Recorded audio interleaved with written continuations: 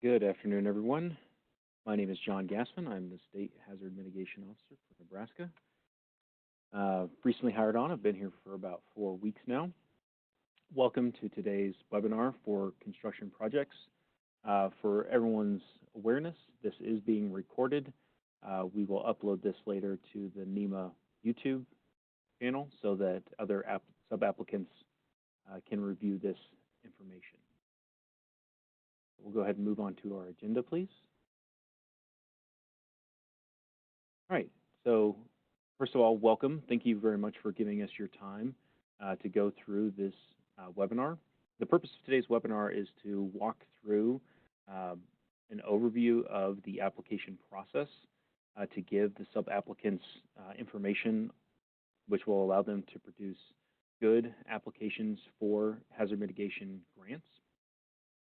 We have 2 instructors today. Lexy Hindt is our Deputy State Hazard Mitigation Officer for Nebraska. We also have Vanessa Castillo, who is a consultant with Hagerty Consulting, which is a contractor that's working with NEMA for the flood disaster last year and those grants. So for a couple of ground rules, so everyone, when you entered the webinar, your microphones were automatically muted. If you have a question, we'd ask that you please enter those into the chat, and then we will have a question and answer period at the end. If you have a question you'd like to ask verbally, there is a raise hand function, so raise your hand, and we'll find a natural place to pause. We'll call on folks to go ahead and ask their questions. So one, to make sure that we've got good functionality of the webinar, if we could have, please, attendees that are working on applications, could you please enter into the chat what kind of projects you are working on?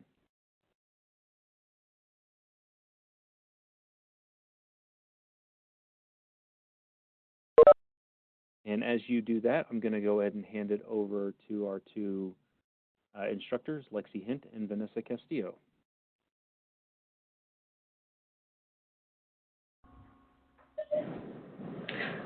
Good morning, everyone. This is, or not morning, it's afternoon. Happy Friday, then. This is Lexy Hindt, and then I have Vanessa joining me as well, but we'll go ahead and get started. So the agenda here is we're going to walk you through Hazard Mitigation Grant Program general requirements, and then we're also going to walk through NEMA's HMGP application. So we're going to look at all the components of the application, which are listed there, and then we will go in order of the application. So if you have your application open, we'll be following tab by tab. And if you have any questions while we are going through that, yeah, please raise your hand or type them in the chat. There will be a brief time afterwards to answer any questions. But yeah, let's get started then.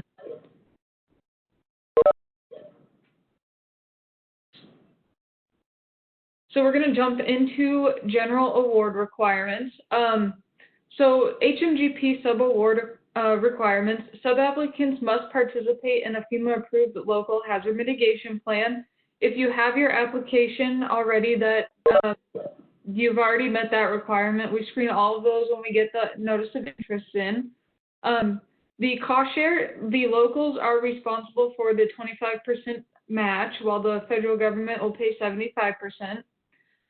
You will also have to meet environmental and historic preservation compliance requirements.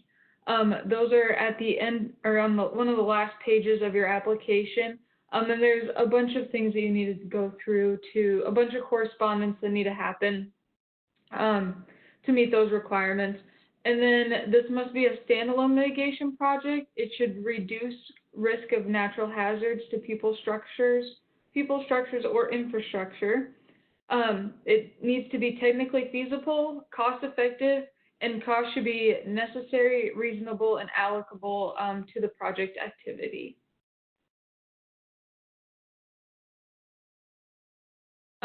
Red flags that come up when we look at these projects are projects that do not reduce effects of natural hazards to people, structures, or infrastructure.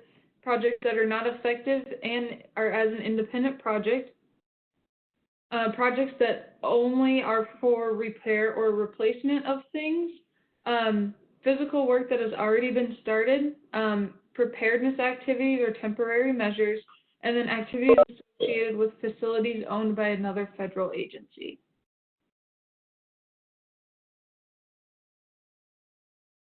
So now we will move into the sub-applicant information and plan information. This is going to be the first section of your application. So for the sub-applicant information, we'll need your tax ID number, your FIPS code, your DUNS number, and your NIS number. A lot of people have had issues getting their NIS number, so please email your representative at NEMA and we can pull that number for you. It takes us about 5 minutes to do that. And with your sub-application, we're going to be requesting a letter to declare who is the authorized representative for the jurisdiction. And this is the individual who has authority to commit the jurisdiction to the specific project and expenditures that are noted in this application. So Section 2 is your local hazard mitigation plan. For this section, we need to know the title of your plan, what the status is, so if it's either approved, pending approval, or in the update process. We'll need to know the approval date and expiration date. Also in the plan, we will need to know where this mitigation strategy lies in the plan, and we would appreciate if you could pull the page off the application for our reference. That makes it easier when we review it and when FEMA reviews it. We don't have to look through this whole 300-page plan. We know exactly to go right to page 155, for example.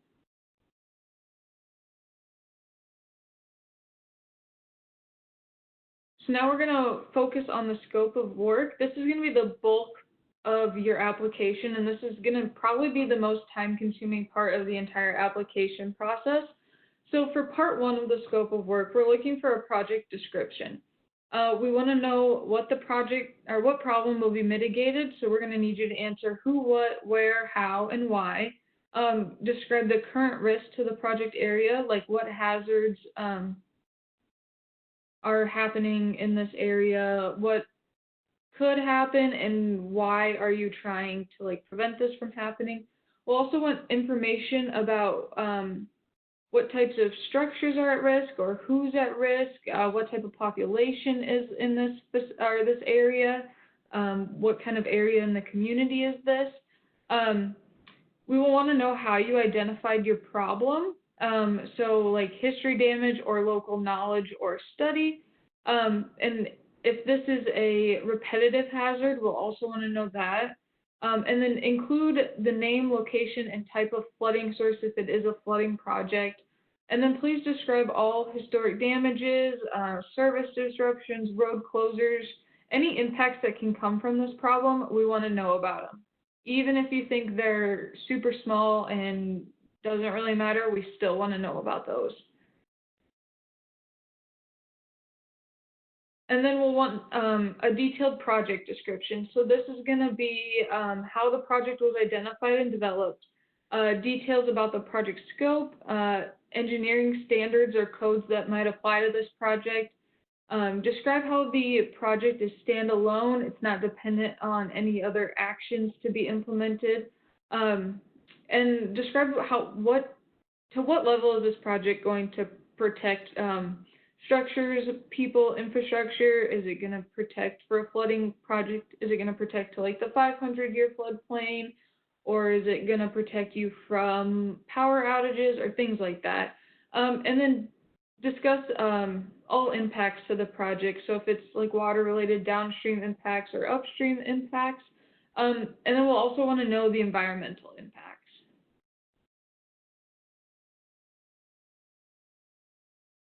So also in the scope of work, you need to identify independent and long-term solutions.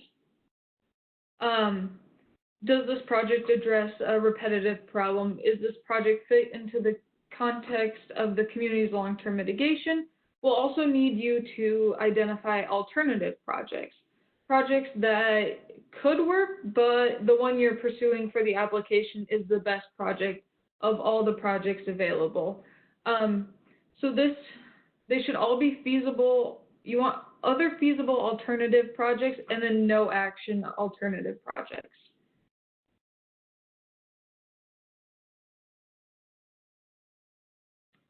And then, so level of protection, identify the hazards of this the hazards the project will mitigate, the number and values of structures that it's going to protect, the value of infrastructure protected, and then like service area, and if disruptions are a part of this, if disruptions that you're going to avoid are a part of this, we also want to know things like that. And then with the maintenance of the project, we'll also want to know how this project long-term is going to be taken care of. What do you expect the responsibilities associated with this mitigation project to be? Who's going to take care of maintenance and other responsibilities? And then the estimated cost with maintenance and upkeep of the project. Here are some sources to help develop a scope of work. Vanessa incorporated these into here, so I'll let her speak to these a little bit more. Thanks, Lexi. Yeah, we just want to, you will receive a copy of this PowerPoint, and so you guys will have access to these resources. Both of them are FEMA products that have detailed scopes of work, so that you can get a sense for what a detailed problem looks like, what a complete scope of work, and what we're expecting. These are just examples for your use.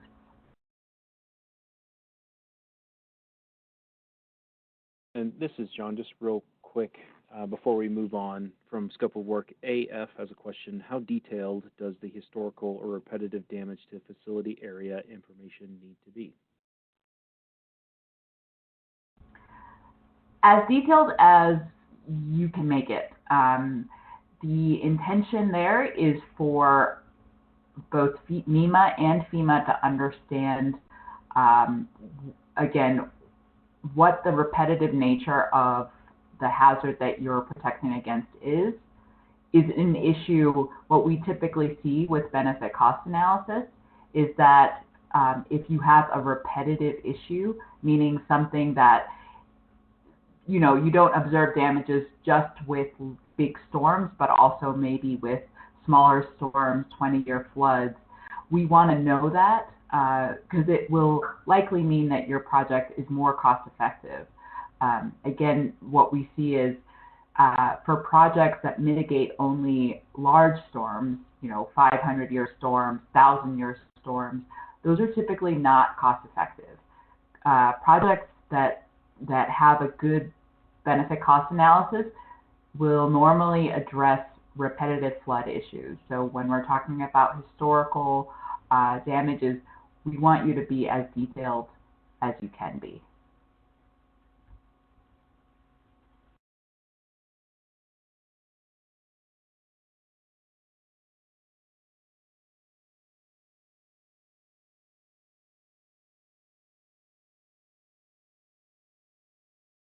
So this next section is project location. So we're going to need to know where the project is occurring, which to show us that you'll need to describe that area as previously mentioned in your scope of work, but also provide a project area map indicating where the project is going to happen.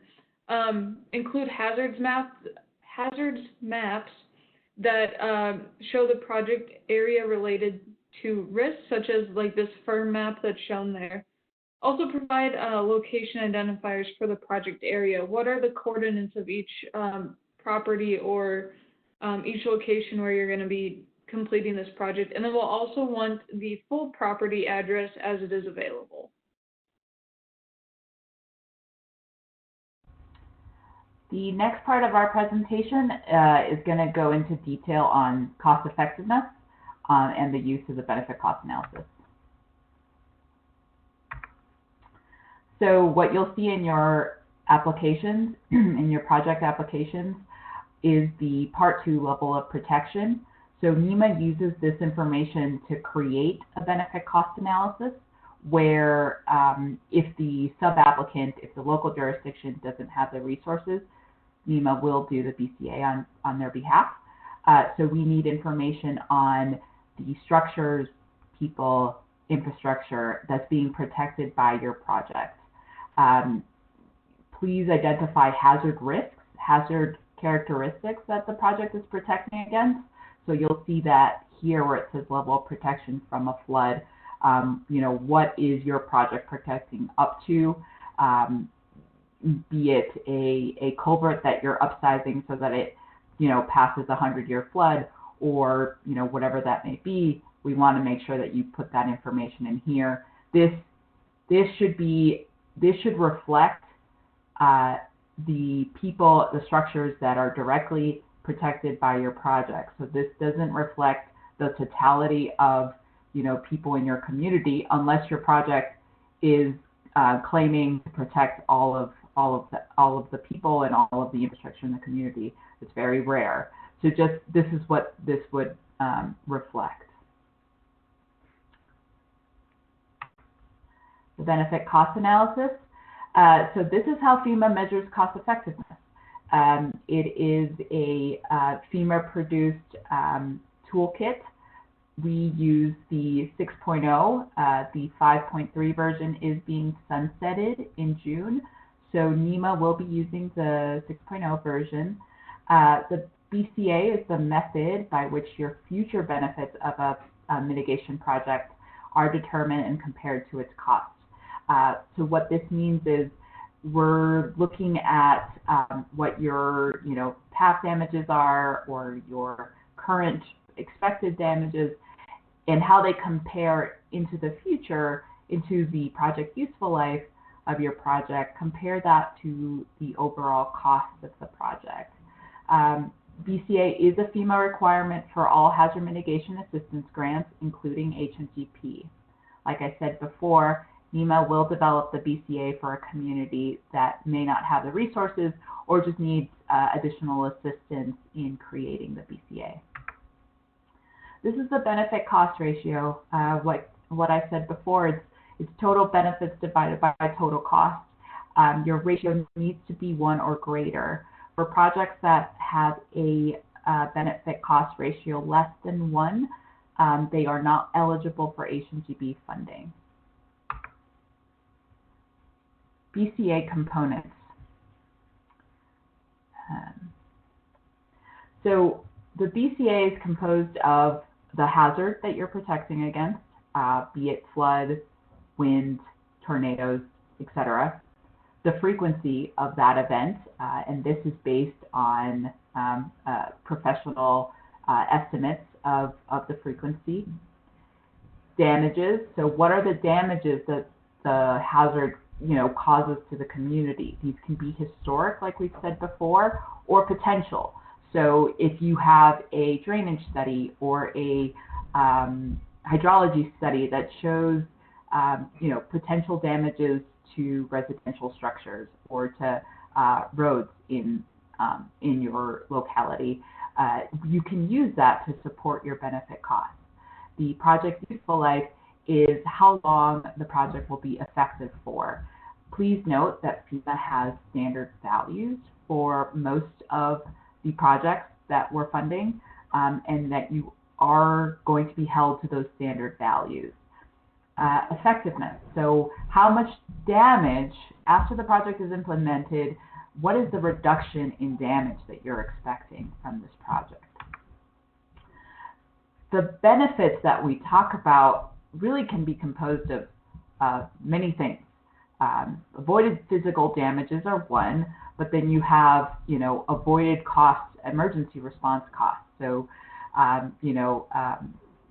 rescue costs or cost of temporary measures. These are components, these are benefits that can be used in your benefit cost analysis. Avoided loss of function for critical facilities. If you have a water treatment facility or a fire station or a police station that could be subject to loss of function without this project, we want to know about that. Avoided injuries and casualties. So This is particularly relevant for tornado projects, right? So the FEMA BCA toolkit kind of has this built in for safe room projects, but we want to know, what is the estimated number of users for that safe room? Societal environmental benefits. These apply to very specific situations. Societal benefits apply to projects that directly impact residential structures, and environmental benefits apply only when you're returning maybe an urban area to a natural landscape. So the overview of damage. One moment, Vanessa. Yes, go ahead. Before we move on, we just have one question. Actually, we have two questions. The first one from Patrick Hartman. What would be a good resource to help assist with determining ancillary benefits which are not directly attributed to structural damages, such as temporary closure of a railroad or loss of business? Couldn't find these easily in the version 6.0 spreadsheet tool. Yeah, so for example, the closure of a railroad, you would have to go directly, typically what we see is you go directly to either the Department of Transportation at the regional level, at the county level, or the state level, or the company itself, so the railroad could provide you with closures. That's one way. For business closures, I would contact the business owners directly for that information. If you can provide supporting documentation for these in written format, that's better. So again, for example, with business closures, if you can get statements from business owners stating, the number of days that the businesses were closed, etc., that's valuable. Again, road closures, either local Department of Public Works Department or state level DOT, Department of Transportation, can provide those road closures. Does that answer the question?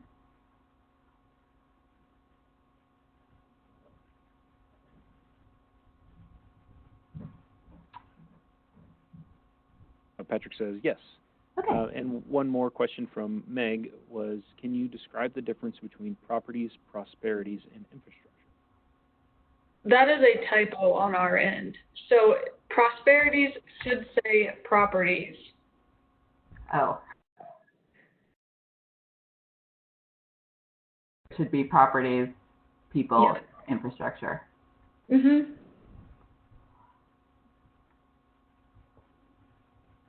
Okay. John, do we have any other questions? Not at the moment. Okay, great. So I'll continue on with the overview of damage history. This, again, is just to cement what we've talked about in the past. So for documented damages, we want all the damage that you report to be supported by some level of documentation. So, if it's if you're reporting road closures and you need to know the number of daily trips on a road, we would want that from official records, either, again, from the Department of Transportation at the state level, or in some cases, local public works departments will keep counts of daily travel trips.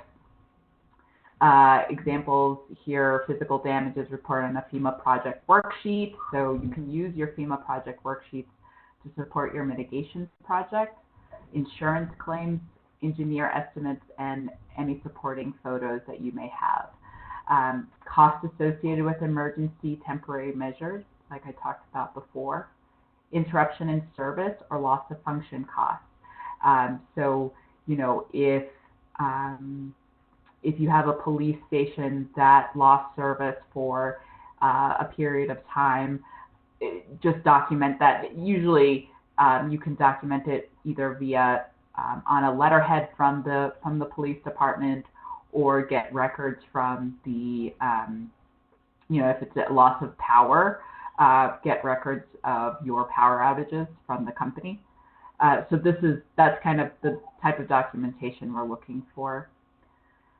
You would need to provide documentation for 1 to 3 events. Oftentimes there is just one event. We do want you to know that. And I think importantly especially for sub-applicants who are, for which NEMA will be conducting the BCA, we really want to see that this data be organized by calendar year if possible. For example, if you have a generator project and in 2019 you had, X amount of power outages, we want to see that that's, again, organized by calendar year so that it's easier for us to follow your documentation. Expected or potential damages. So here, we talked about this briefly before. Sometimes you have a facility that maybe hasn't experienced damages thus far, so you don't have any historical damages on that facility. But based on a study or based on, based on an H&H study or based on a flood insurance study or a drainage report, that that facility or that road, those residential structures are at risk from different flood hazards, then, you can use that study to support your expected damages or your potential damages. Again, expected damages are typically based on professional estimates. So, we want to see either an engineered analysis, data from a hydraulic or hydraulic studies, hazards modeling, to support where the risk is and the level of risk. Project milestones. I will pass it on to Lexy. All right, so project milestones, we want to know how long this project is going to take you. So the project needs to be completed 3 years or less to conform to the period of performance requirements. All activities and projects that will be funded through this disaster must be closed out by September of 2023. So below is a example schedule of tasks that might go on with your type of project and a time frame for those tasks. A majority of your time frame is going to be spent in that construction phase, so I would make sure to give that adequate amount of time. And I would say overshoot your time, plan for more in the event that things do go wrong and you do need a little extra time. We can always do extension requests, but it's just good to build in a little buffer room for you in the beginning of the project. And then the budget is next. So for this section, the budget summary, what we're going to need is a cost estimate for the project. We will want detailed cost estimates for work. They should what you put in your cost estimate should reflect what's in your scope. So like design and engineering, permitting, the actual construction, any site preparation. Avoid lump sums. Please be as specific as possible. And the cost should be based on industry standards or vendor estimates. If you do get vendor estimates, we will want to see those as supporting documentation to your budget, as well as all costs should mirror the BCA except for maintenance costs. And then please include a detailed cost narrative, basically describing what the money is going to be used for and how it is going to be used.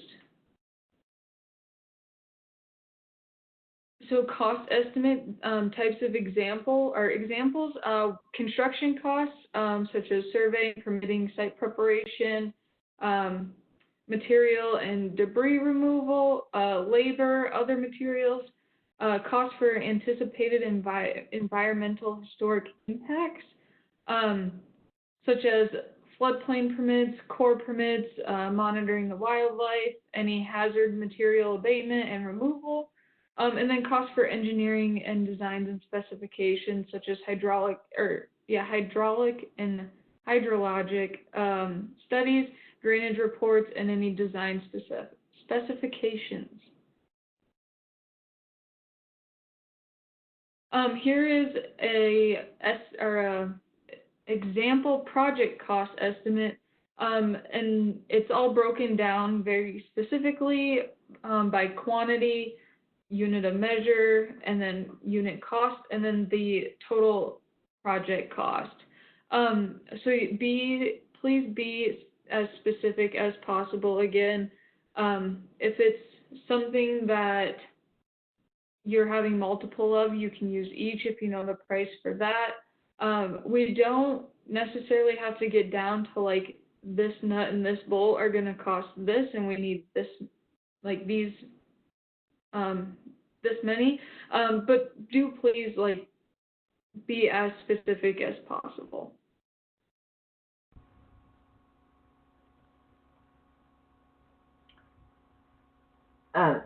This is just this kind of detailed breakdown just supports the previous one, the previous budget line, just showing again, per culvert type, we have the different components of what the project will take, and we do expect this level of detail in your application.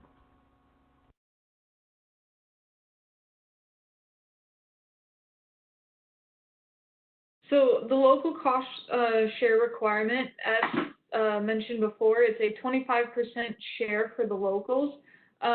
We will need to include a financial commitment letter that is signed by the authorized representative. Basically, that letter states, yep, we have the funds, they're going to be available for this long, and that's pretty much it.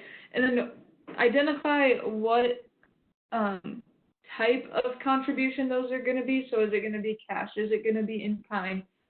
Were there donated resources? And then another option we have out there is CDBGDR. That is being run by the Department of Economic Development for the state. And you can see their contact information is there below. And these funds can be used to fund the local share. And then different types of in-kind matches, such as there are donated services, donated equipment or space.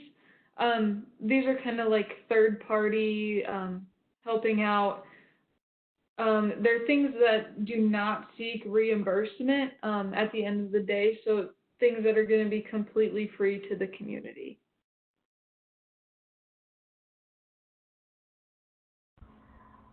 So the third section of your cost estimate in your project will be management costs. As a result of the DRRA, this I think 2 years ago, the management cost share for the locals is now 0. So FEMA will fund 100% of your management costs up to 5% of all project costs. Management costs include project coordination, any contract management that the internal staff is doing. What you need to do for your application is provide a description of each personnel that will be responsible for carrying out those tasks and a description of the tasks, right? So not only the city clerk, managing the application development, managing contract management. We want a description of the personnel, who is the city clerk, and then also what the tasks associated with that position will be. Include the rates and the responsibilities of each identified position. Include a detailed budget narrative. You'll see that in your application. Project costs could include property purchase price, appraisals. So this is, I apologize, that is very specific to acquisitions, but in some cases, if you have other soft costs that are associated with project management, that's what you would want to include there. I do want you wouldn't probably have property purchase price, appraisal surveys, etc. in your construction application. If the sub-applicant, if your jurisdiction, your community is opting not to request management costs, you'll need to submit an official letter to NEMA stating as much. So just a letter saying, we are opting not to request management costs for whatever reason with your application. So we'd want that letter to be submitted.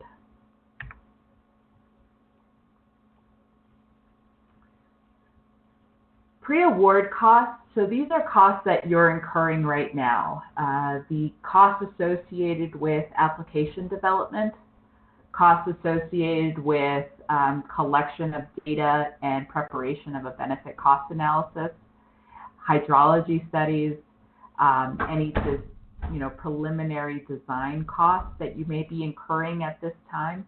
You can include those in your cost estimate in your project application as pre-award. They have to be designated as pre-award. So what I included here on this first bullet is just to say very explicitly pre-award costs and then whatever that cost line is. So if it's application development or if it's data collection, again, no physical work, but any work that's associated with defining your scope of work and identifying the necessary studies, and the studies themselves can be pre-award. We also want you to provide supporting documentation for those line items.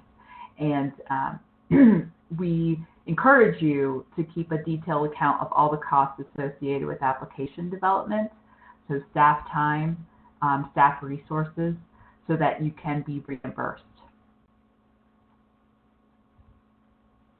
Here's just an example of management costs and a detailed, what it looks like. It doesn't have to look exactly like this, but what I want to point your attention to is, here's the position, and here are the specific tasks that position is responsible for, and then you see the hourly rate, etc. So this again is what we're looking for when we're asking you for management cost detail.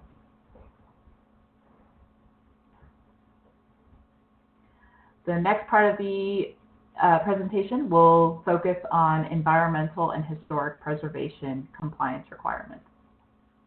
This is section 8 of the NEMA application. In particular, the National Historic Preservation Act is kind of a significant part of the EHP.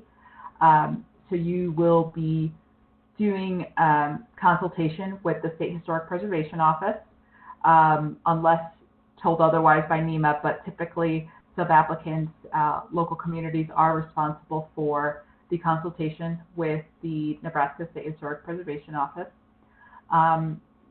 In the application, what we want to see in that part 1 through 9 is that you provide not just a yes or no, but also details on how your project will impact the stated resource. If it's a waters of the United States, or if it's if you are aware of potential impacts to wildlife, we want you to be able to use that space to tell us, what you anticipate will be those impacts. Part 10 is a summary of all of those that you've identified, and we want you in your scope of work and in your cost estimate to reflect on, what are potential costs, especially permitting, or, if there are archaeological artifacts that may come on your, maybe part of your project area, that you account for those potential costs in your, in your cost estimate. The other, significant cost item could be doing an environmental site assessment if there are any potential hazardous materials in your project area. So we do want you to account for those costs when describing when putting together your cost estimate. Front-loading the EHP review. What this means is being very thoughtful about how your project will impact environmental or historic resources. This link that we provide in the presentation to the EHP checklist runs through all of the potential laws that the project may impact.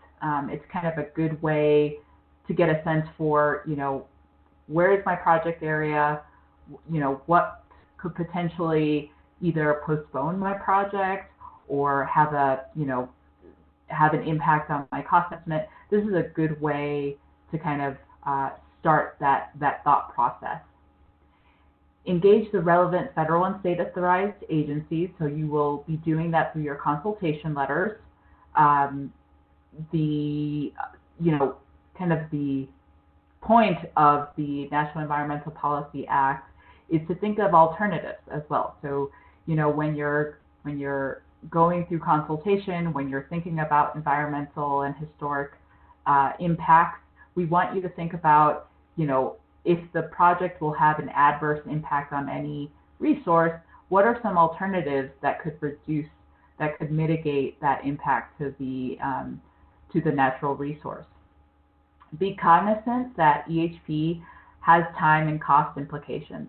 So, once you submit your application, especially if there are any identified adverse impacts, it could take a while to get the award from FEMA, because FEMA will do the full, if an environmental assessment is needed, FEMA is responsible for carrying that out, and there are time implications there. Communicate to the state agency or FEMA any potential changes to the project scope.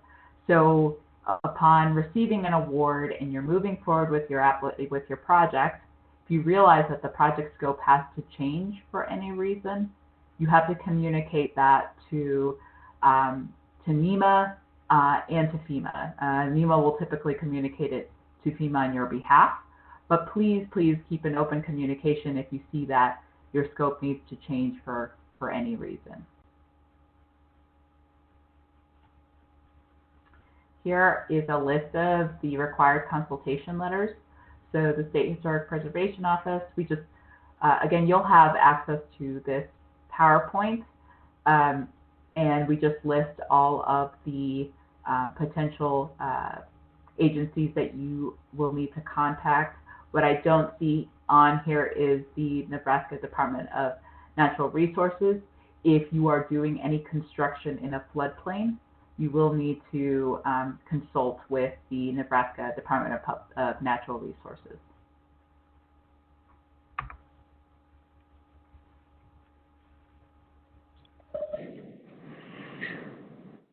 So now we're going to talk about the things that we need to wrap up the application. So the ending sections of the application are going to require a lot of signatures. So we're going to need you to sign a maintenance agreement. If you have an acquisition project, you'll have to sign the acquisition assurances page. And then the application signature page is to certify that the whole application is good and complete, and that'll need to be signed by the authorized representative, as well as all those other documents. They must be signed by the authorized representative. And then for attachments, we are going to need photos of the project area, any maps that you may have to indicate where the project is occurring, like the firm maps, any map you can provide us with, we appreciate it. Appendix C is going to be the EHP correspondence consultation and response. So the letters you send out, we'll want a copy of those. And then we'll also want a copy of the letters that you received back from these other agencies. And then Appendix D will be any budget documentation, such as cost schedule or estimates you received, and any supporting documentation that helps your budget that you think we might need. And then any other additional documentation for the project that you feel is valuable to us when we review the project and valuable to FEMA when they review the project. Include that in Appendix E. Here are some examples of photographs we would need.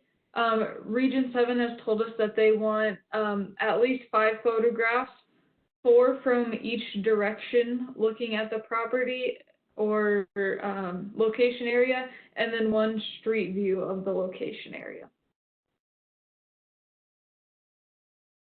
And then application packet, so like what is submitted to NEMA, you will want your Excel workbook and any, you can convert that to a PDF or send us Excel, whatever you are most comfortable with. And then please provide all those signature pages to us, PDFs of those. We'll need your authorized representative letter if you don't send that in prior to submitting your application. And then we will also need a financial commitment letter. And then please package your appendixes. And then any BCA materials, either the BCA file and supporting documentation, or just supporting documentation if the state is going to assist you with your BCA.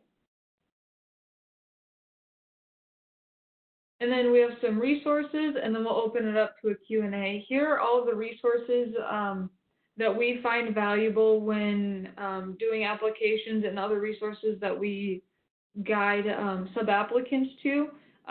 You'll have all of these resources when the PowerPoint is mailed to you. It should be sometime early next week that we get that sent out to you guys.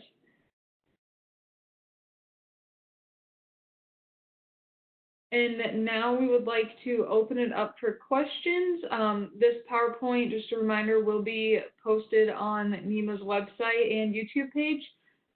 Contacts that information for those who talk during this PowerPoint are on there as well. So if you guys have any questions, please let us know.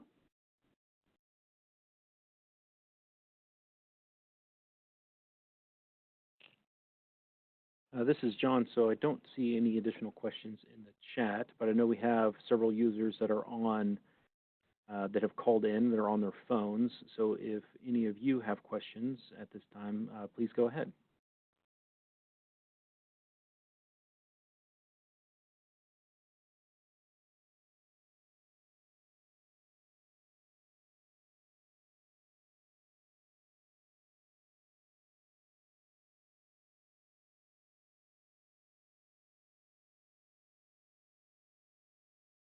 All right, hearing no questions from our call-in users and seeing no additional questions in the chat, I think that concludes our presentation for today. I just want to thank everyone for your time and for joining us, and I hope that you found this informative. Again, this information will be available on the NEMA website early next week, and we'll also gather up any additional questions. So thank you very much.